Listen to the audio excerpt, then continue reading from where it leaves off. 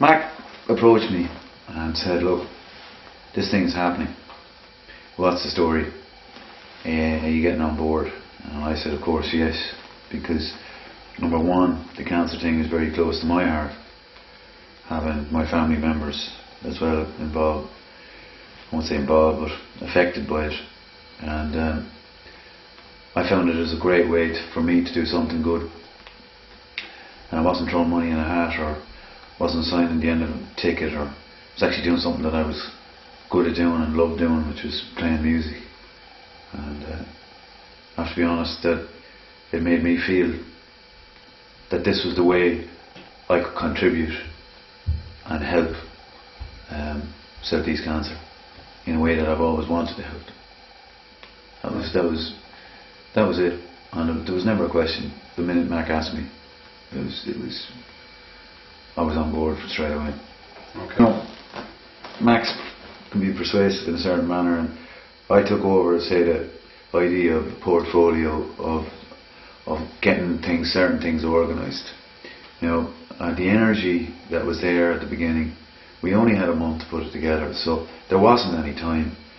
We met every day, we talked every day, we delegated work every day, we pounded the beat. We have, you know, from John Palmer's to the book centres, we knocked on doors looking for sponsorship. We needed to raise money to cover the costs, otherwise we really couldn't.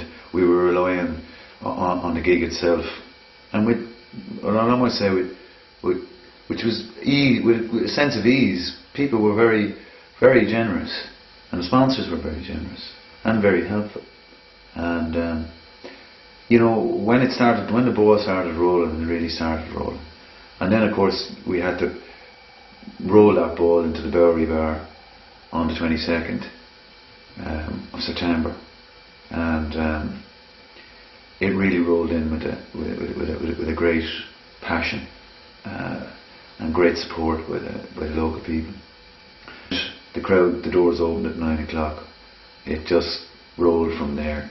I think each band on the night would tell you that was one of the most enjoyable things that they've done, and one of the great reasons for that was how the audience reacted and how the audience swayed to the bands that played. And for me, and I think, you know, I've done a lot of gigs over the last 15, 20 years. It's one of the most memorable ones I've ever done. You know.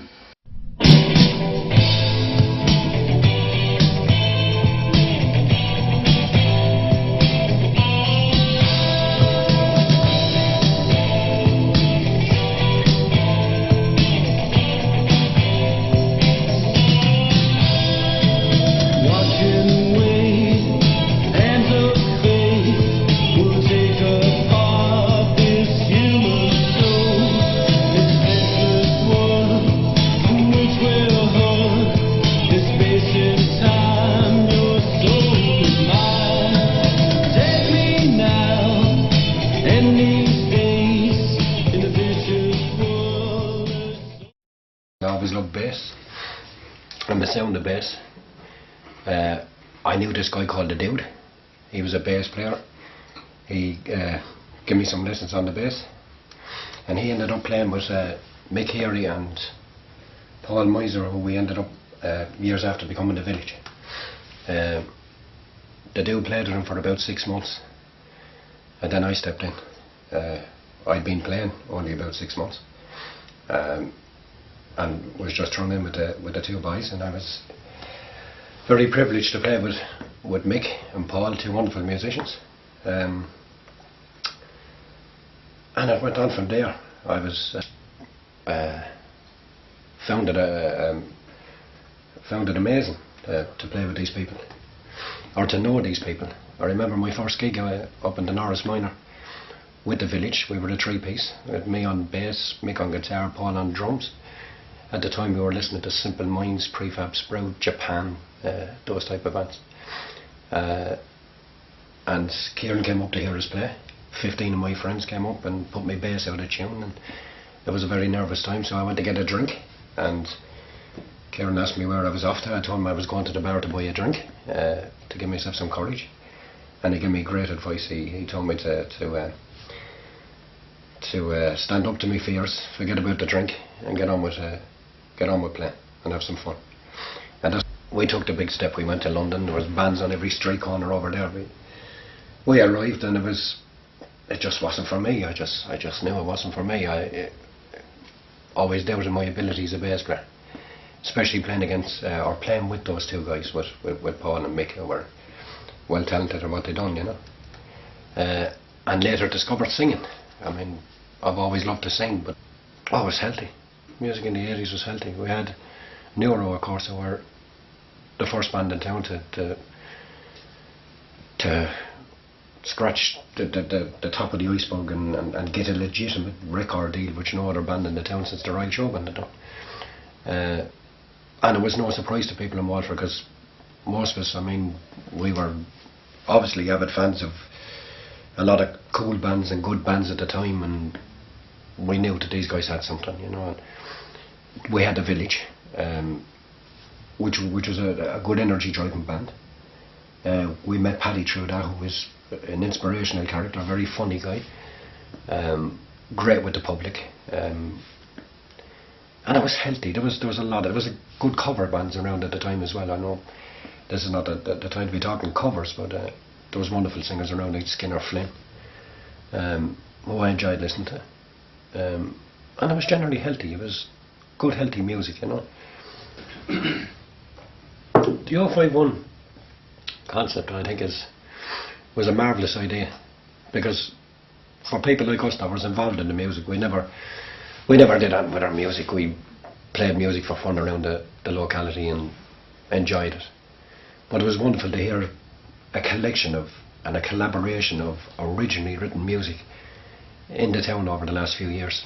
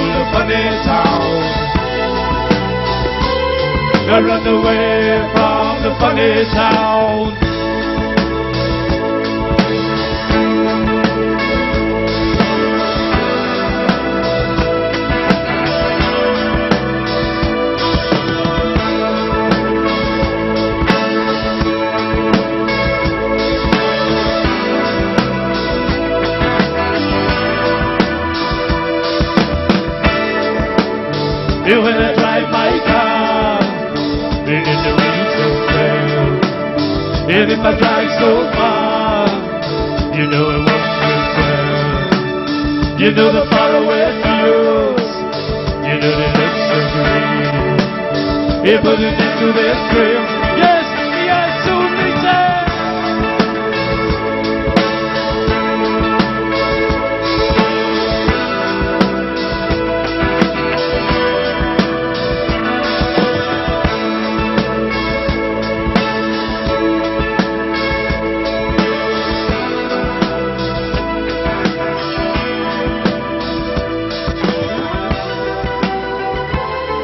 Tear it down, down, the funny town.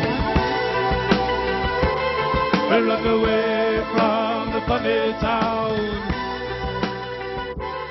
We'll look around. Basically, Paul Miser and myself, I played in bands before that, and always we were basically messing about and pissing about with each other, so not literally. Yeah. So it was a natural progression on from there that we got different musicians involved and so on. So. And you went through various lineups, didn't you? Yeah, we did. Yeah. Unfortunately, yeah. Yeah.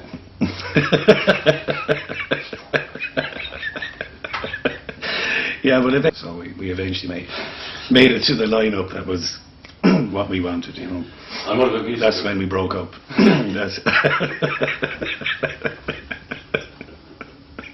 There was literally no music in Waterford. You're talking basically it was the cover band scene, that was about it, and there was no original bands at the time. So there was maybe one or two and people who tried to do anything, but there was nobody going to really get any amount of success out of it, for the simple reason that I think that we were outside of the pale at the time, and there was no serious way that you could break into the music scene, unless of course you were Gay Byrne's, nephew or something. That was about it really. Yeah, well, people obviously ourselves, we took it seriously, too seriously probably, at the time. But at the end of the day, there was also an underlying feature as well, that you wanted to give something back to the community. You wanted to show that somebody from Waterford could do something just as good as any of the bozos up in Dublin. You could, and you could put on a show, and you could pack places, and people could enjoy your music, and you worked hard at your music. You spent months and months and months rehearsing, writing to come out with the best that you could. And you wanted to give people back in your own community a good show and a good sense of, we had no sense of musicality. We always had to look somewhere else. We had to look to London, we had to look to America, we had to look to these places for our idols and for our music life, basically. So it was good that some bands got together and on a local scene tried to take it more seriously, tried to give people more entertainment and something that had a taste of Waterford itself. There was a pipe dream. You thought that maybe we wanted to bypass Dublin, because we were knocking on the door in Dublin, nothing was happening. So maybe we thought that, probably with egos as well too, that we'll bypass Dublin, we'll get to London, we stay a year, we sign a deal, and and there you are. But of course that never happened. We all worked in jobs and cheese making factories, and that was the reality. There had been a few original bands, the likes of New Road, Pass the Factor, who else? Memory leaves me now, but yeah, there was many of the people that had tried to do something. Di Petrol was another. People that had tried to do different things, but as I say, that was probably born of the fact that for 30 or 40 years people had no option but to go and listen to here's another new band with all the same members in who were playing covers, and You know, so people needed something more. They needed something different, and they needed something then also that they could identify with as being strictly a Waterford thing. One more, a reunion gig, I presume to be the last ever, which is not really. I suppose you can't say it's a reunion gig because there are a couple of members that never have actually played with the village before. But we're looking at the village as being basically a core of 3 people who were there from start to finish. So we kept it that way, and we needed to draft in other musicians because of it was the lapse of time basically over, and different members had come in and out, and of course also we had one member die recently as well too that had played, so we had to be very careful about what songs we chose. So we decided to draft in a couple of other musicians. So, and we were asked, we made no active none of us have any active role basically in staging this. It was something that we were asked on the outside, and everybody just happened to agree that wouldn't it be nice one last time, put it all to rest and put it to bed.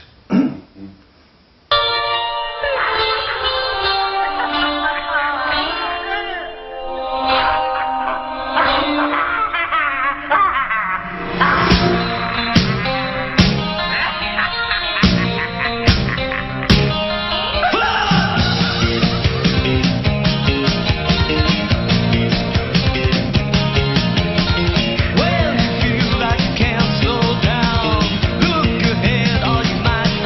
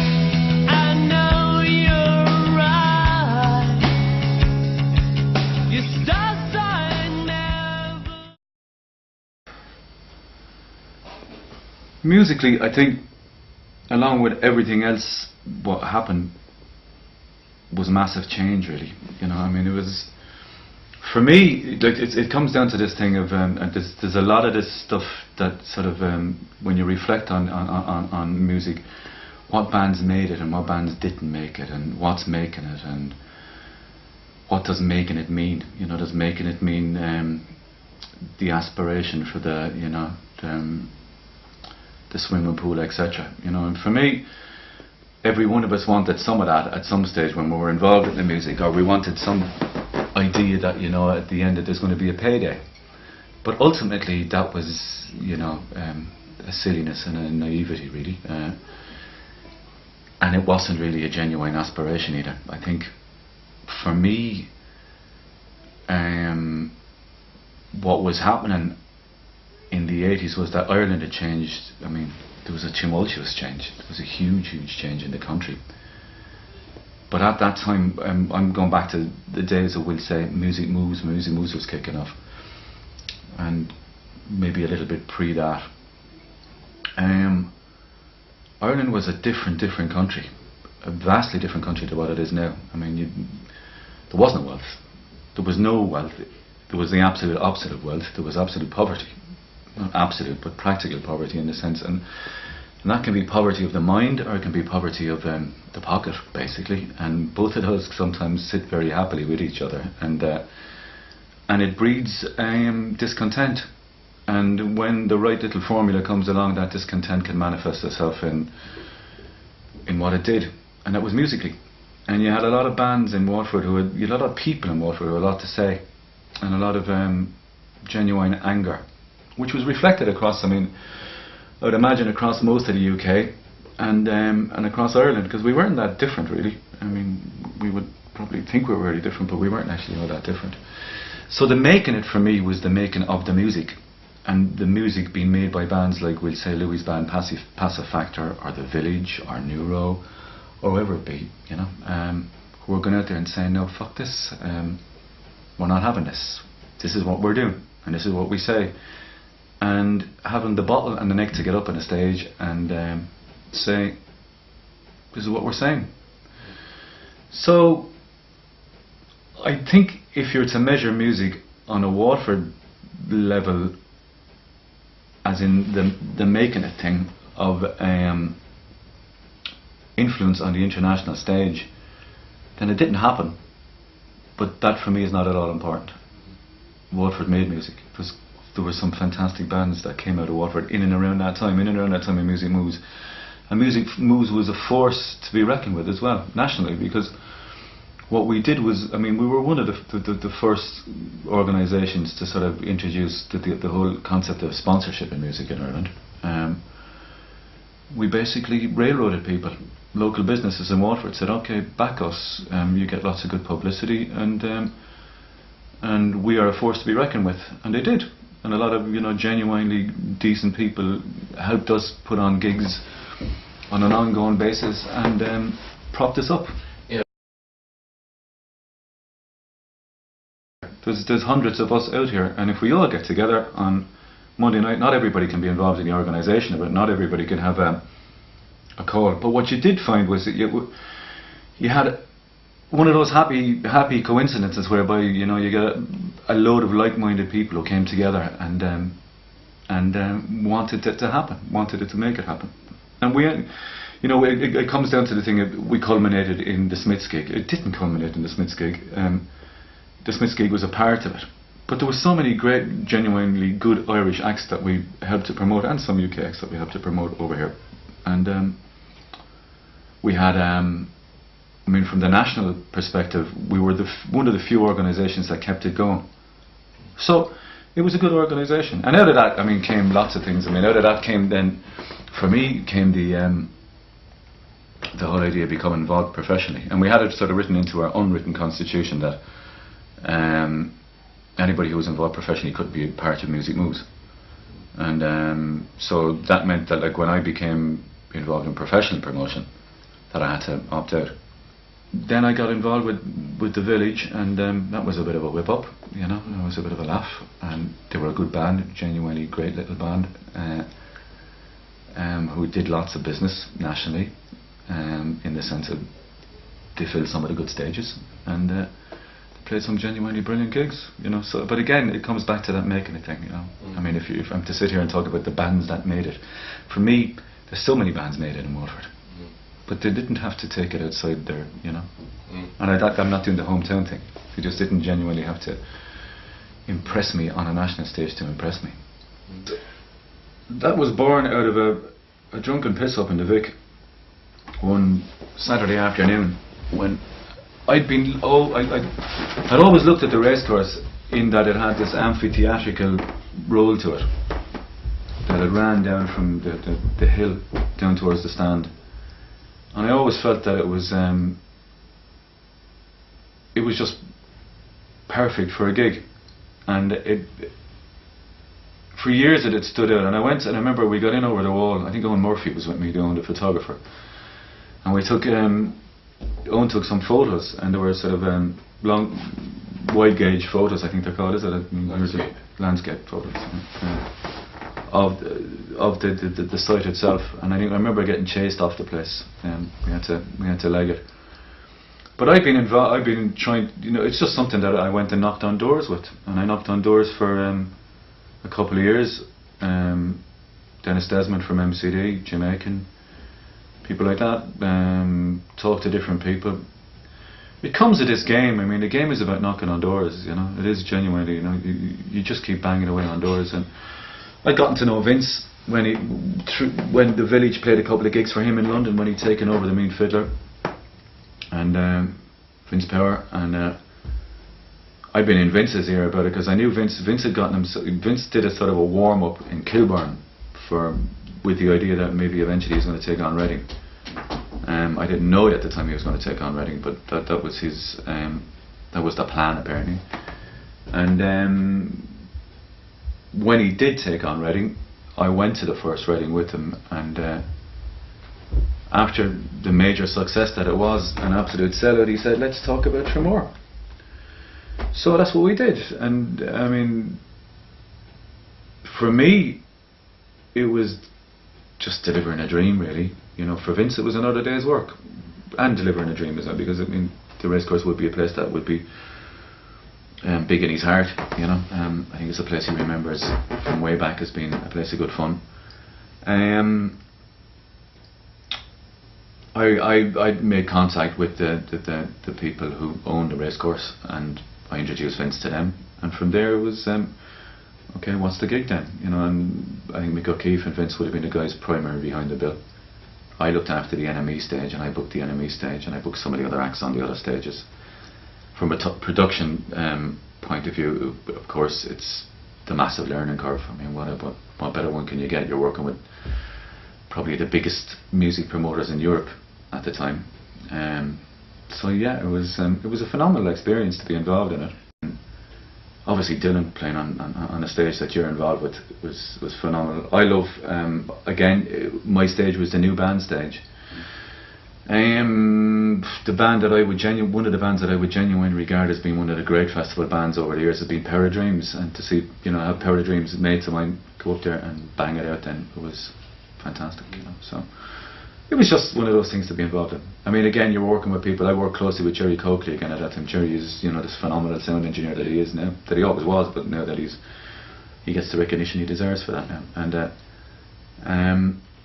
I worked happily through that day with Jerry, and it was just one of those 3 days really with Jerry, and it was a bit of fun.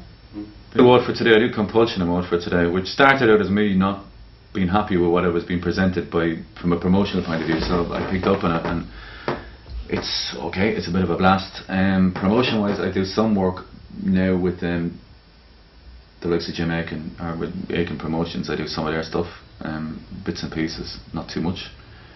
We've got a shop in town, so that takes up a lot of time right now. On the promoting music locally, no, I don't do any of that anymore. I miss it, genuinely miss it, because I think, you know, there's a lot of young Turks out there who can do it a lot better than me, and I genuinely feel like, I mean, there's a lot of the young bands that are there now that have come through that know their business better than we ever knew it, you know. And why would they want to listen to me? You know, they know what they're up to, and I think fair play. Well, 5-1. The whole idea was lovely, wasn't it? You know, I mean, it's a reflective thing, and it genuinely caught the imagination. And it was, you know, just nice to see all these bands appear, and the idea is having like Neuro walk on the stage again is good. You know, it was good to see. I wasn't there. I couldn't make the gig, but I thought that, you know, again, there was bands that they just take out particular memories for you. You know, I mean, that Family and I is a revelation. What a great little band, you know. And they went and did their own little thing in their own little way as well. And so the whole concept of it was fantastic. The fact that it went, you know, to the Cancer Foundation is equally brilliant as well. That they got some money out of it as well. And it had a driving force. It had a really good driving force. You know, Louis, Mack, and Paul Butler were involved, I think. And they kicked arse really, you know, and they made a gig happen and the gig worked, and upwards and onwards, I suppose.